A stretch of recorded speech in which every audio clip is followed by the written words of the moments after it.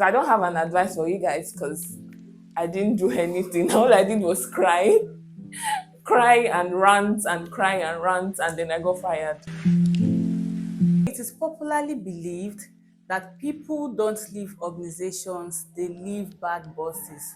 So I'm speaking with a set of young professionals who are going to be sharing their experience with their bad bosses, their good bosses, how they overcame that situation, and they're going to be sharing their advice to people who are going through bad boss situations at this time.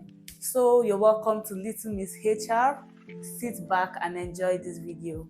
Yes, I have. I have. I've had the toxic boss and I have the bad boss experience. So, in my former place of work, I had a toxic boss. For me, I'll say I will say I have a good experience working with good bosses. My bad boss experience was a job I was just doing on weekends. It's supposed to be a part-time gig and like that. And For my toxic boss, I had this boss. He had I work content and it was actually yeah, it was not freelance. It was remote at the time, and he would set unrealistic standards, deadlines, and if you don't meet the deadline, he speaks to you anyhow, he calls you out, he's talking to you as if no, as if I'm paying you. It's your father or it was very disrespectful in the way he addresses people, and that was a problem for me. she was very, very, I don't know how to put it, she was very, very picky and very petty. So you come up with ideas, you throw it to her, and then she trashes it without giving you reason why the idea is bad. It was a lady I worked with, and there's a lot of saying that working with ladies is always very difficult. It's more like a competition. But for me, it was a different thing. So this is a person that will groom you. She'll make you see that where you are, it's not the end point to success. She'll always push you to achieve greater, to strive for the best, trainings, advice. She's someone that will always check on you. She's someone that will always ensure that you are safe. Sometimes when we close late from work, she'll always put a call through to you. She was like a mother in a bus. So I'd say it's a good experience for me. I would say toxic more of an extreme workaholic who would want you to work from morning till night, Monday to Sunday if possible. And it was not a good experience because I was stressed, I was mentally drained, and it's really, really impacted on my productivity in general, in the sense that I was basically working on fumes, and it's not an experience that I want to have again, rather.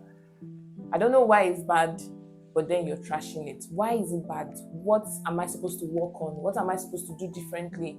You're not saying anything. Just tell me it's trash. Go and do it again. It's trash. Go and do it again. It's trash. Go and do it again. And then we end up shooting and recreating videos, recreating ideas, doing things over and over and over again. Sometimes I'm trying to create something, you just collect it from me, do it yourself, bring it up, and you're doing exactly the same thing I'm doing.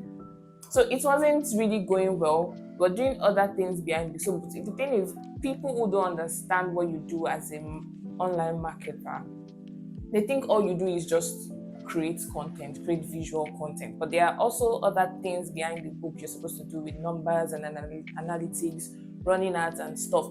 Those other things were working perfectly fine, like we were getting customers. But the only thing she was focusing on was the creative. And then when I tried to mention that, okay, you're complaining about the creative, but I don't really know, you're not talking to me about the other things.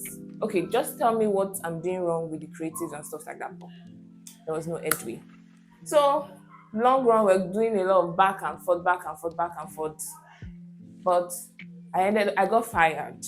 In the long run, I got fired. I worked with laid back bosses. They tell you, they give you a job to do, and then they're just, whenever you do the job, they're not really bothered if the job is done well, and his job is done in the right way. And then 1 week after I got fired, I decided to go through the page and actually see what is she doing differently that I'm not doing, to actually just get notes.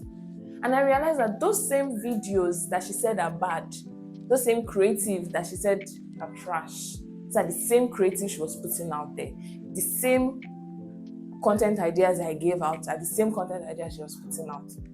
In terms of how I dealt with it, I worked with him for a while, but I tried approaching him and explaining that because I worked from like 8 till 6 every day, Monday to Saturday, with even at the point he wanted to include Sunday. But I met him say on several occasions that we need to cut down on maybe work hours or work days, and to a large extent that was not productive. So after a while and several talks, I had to quit because it was draining me mentally and it was not really a good experience. So I had to quit and move on and look for a better place to work. I don't have an advice for you guys because I didn't do anything. All I did was cry and rant and cry and rant, and then I got fired, and then I move on with my life. Now for Toxic Boss, I actually left the place at some point. I just left because I couldn't deal with the insults and the misbehaving. But for the Bad Boss, how I dealt with it was I left too eventually, but I'm more of a person that likes to be better at what I do. So even if I was not engaged, I made sure to engage myself. I sought out courses, went for trainings. That helped me. I have my career. So that's how I dealt with them. How does one identify a good boss? Well. First, it's the attitude for me. The attitude, the approach. Is this someone that is always strict, rude? Some people can be strict and still be good. Let's not get it twisted. Strict in the sense that they like to be, what's the word?